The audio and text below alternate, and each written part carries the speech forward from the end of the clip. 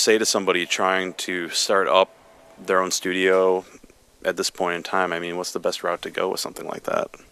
Have a clientele base first. Okay. You know, I was saying if you have a client or a producer that you work with, which is going to keep you somewhat busy, then it's justified you making certain purchases. I kind of look at it this way, as though that since we're sort of all about sound, I still come about that. You don't necessarily have to spend a fortune, but you have to have certain things. You have to put your emphasis in the right place. And so say you've got a Pro Tools system and you have some monitoring system. Like one of the issues I say is if you're mixing in the box, I have big issues sonically. I mean, in other words, if I record a Pro Tools session and I play it in an analog console, I can remake that picture into anything.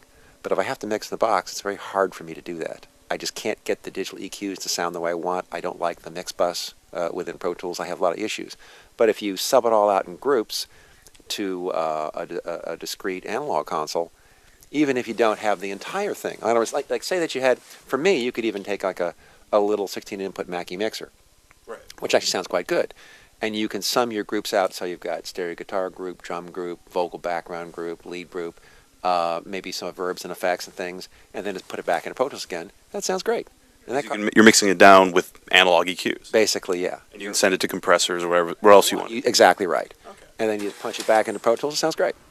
And so, you know, there are without spending a fortune, there are ways to make it sound quite good if you manipulate it and you're careful. Without just being somebody who records in Pro Tools and then exports it.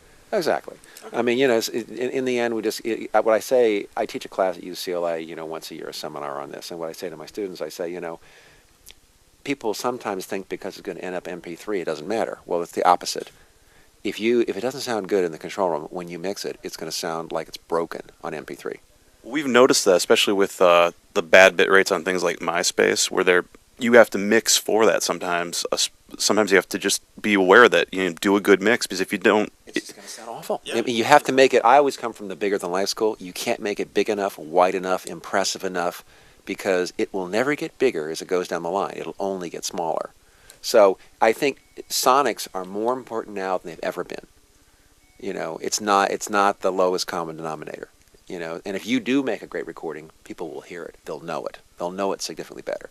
And the only other thing I say is that, you know, compression is sort of getting the better of us these days. And so you reach a point where it makes everything sound the same. There's a complete lack of dynamics, and it's just unnecessary.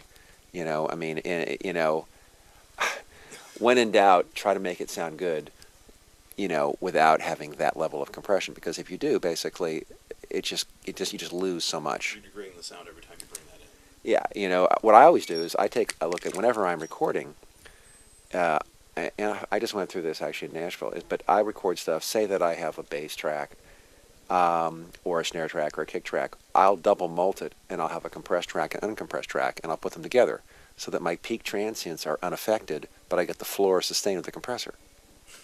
So, you know, there's different ways to approach it, so you still get the roar, shall we say, Right. but you get all this impact and definition that goes away completely if you compress the entire lot.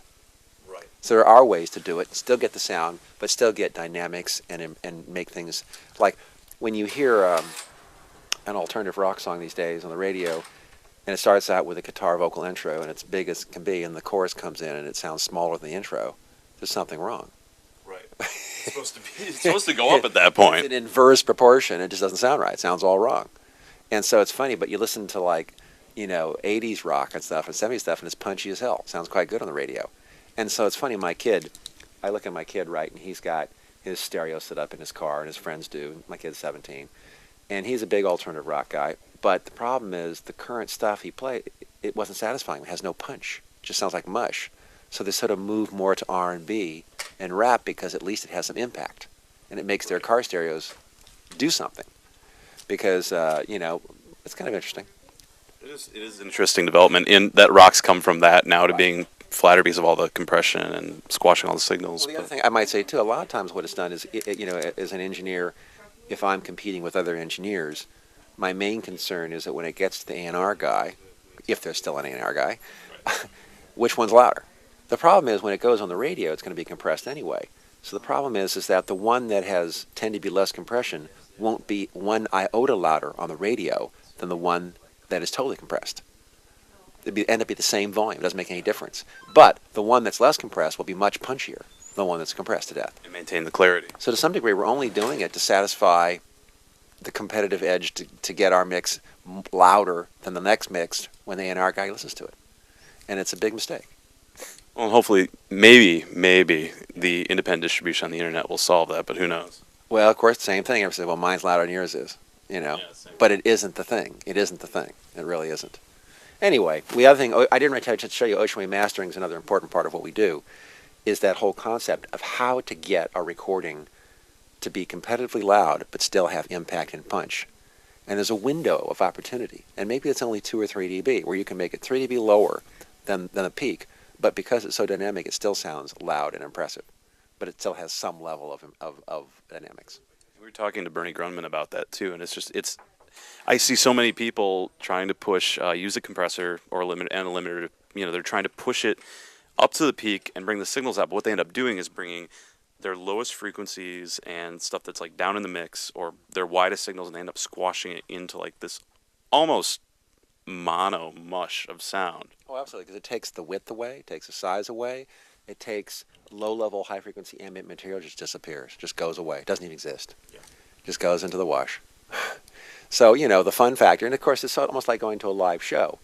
When it's all loud, it's no fun. You have to have something quiet before it gets loud, otherwise there's nothing, you know.